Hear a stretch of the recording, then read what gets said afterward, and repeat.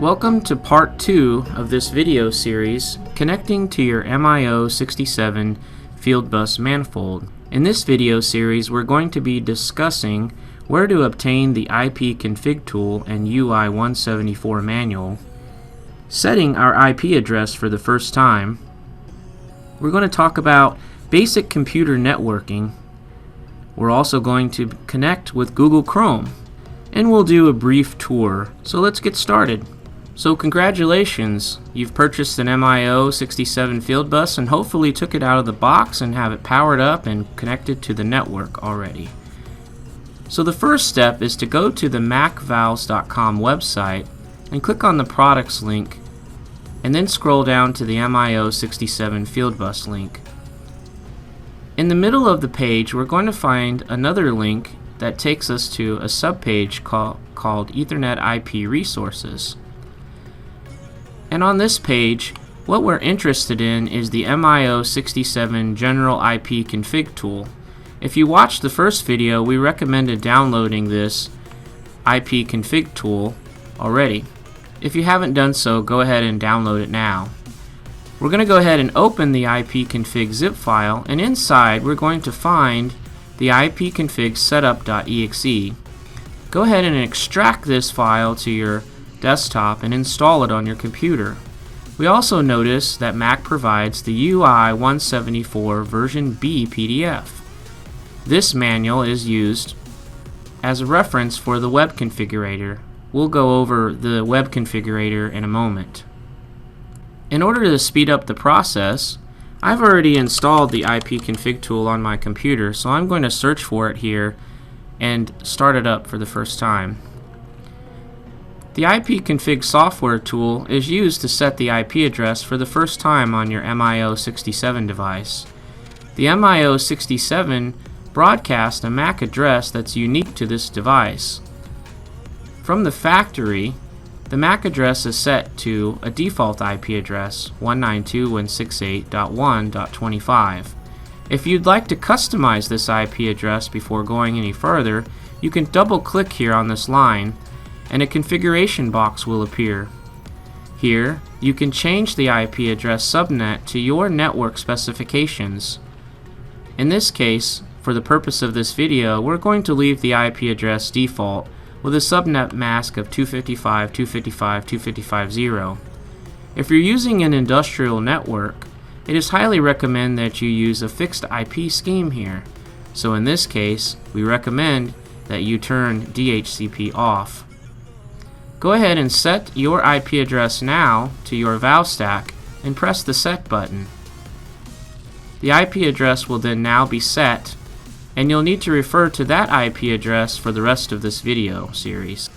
Now that we've set the IP address of our O-67 device, we need to configure our computer to be able to communicate with it in order to bring up the web configurator. We can do this by simply going to our computer and typing network and starting the Network and Sharing Center in the control panel. There are many different ways to get to this panel, but we're basically going to the Network and Sharing Center. Specifically, what we need to do is go in and change our adapter settings. Your computer may have multiple network connections. In this case, you could have wireless cards or USB network cables, or maybe it's the network card that's connected to the back of your computer. So you'll need to be familiar with what hardware connection you're using that is actually connected to the O-67 network. In this case, on this computer, we're using the local area LAN connection, which is the Ethernet card on the back of the computer. So we're going to be going into this icon and selecting Properties. If you're not familiar with networking, we're looking for the Internet Protocol TCP/IP version 4. Once we've clicked on this, we can click on Properties. In this particular case, I've already set the IP address of my computer network card. The most important thing to know about networking is the first 3 subnets or octets need to be the same if your subnet mask is 255.255.255. So in this case, if the O-67 IP address is 192.168.1.25, we need to make our computer match the same subnet. The last digit of the octet needs to be something unique or different than 25 in this case. So I've selected 202. You can select anything that's not taken on the network. Once you've set this IP address on your computer, you can say OK and close the local area LAN connection down and close your network connections control panel. One of the things that I like to do is use the DOS command box to verify communication, and you can type CMD for command to bring up an old DOS box. A DOS box is handy to use the ping utility, so in this case we can type ping 192.168.1 and the IP address of the MIO-67 field bus device, and we can hit enter here. This verifies our connection when we get a reply from that IP address. This validates that our computer is connected to the network and also connected to the MIO-67 device. We can close these two boxes down once we've verified that we are communicating, and now we can use Google Chrome to bring up the network configuration utility by entering the IP address of the Mac valve stack on the URL bar. You should see the MIO-67 web config utility in your browser. This software was designed best used in Google Chrome. Finally, let's do a brief tour of the web config tool. Here we can see a beautifully designed interface by Mac. There are several menu options here on the side that we can select. The first page is called the Overview page. Here we can determine when the last time the valve was turned on, also the network load, and what type of an interface is configured. We also see a summary of the I/O modules that are connected to the valve stack currently, the module type, and hardware and software versions that are automatically detected. Under the status page, since I've already connected the MIO-67 to a PLC, we have status indicators here that indicate that the outputs are valid.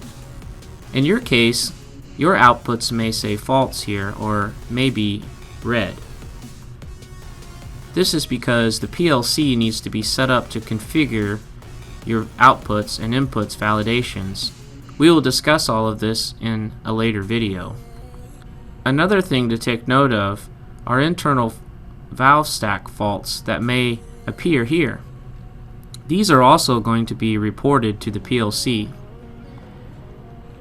Backplane status module statuses are also indicated here in the statuses. So currently we have 4 modules that are attached of 12 that are possible, and currently they are all reporting that they are in operational status. Under the network setting are just statistics that we can see about our interface and Ethernet IP, along with the current IP address and whether or not there are connections to the network ports that are currently attached to the front of the COM module. I/O data is where, if there is not a PLC connected, you can refer to the UI 174 manual on how to operate or force valves on and off with this utility. Network configuration is where you have a second chance to change the IP address using the webkit-config utility. There is also some other settings that are available here. Topology is where modules are automatically detected or read in from the COM module. And it also gives you a chance to change modules or change the configuration here if that ever becomes required to do. Device configuration is also described in the UI 174 manual. Some device configurations that might come in later might be setting the parameter for open valve faults Some of these parameters are also located in the All Parameters menu item in the MIO Web Config utility. If we missed any portion of this brief overview, please refer to the UI 174 Web Configurator manual that Mac provides off their website.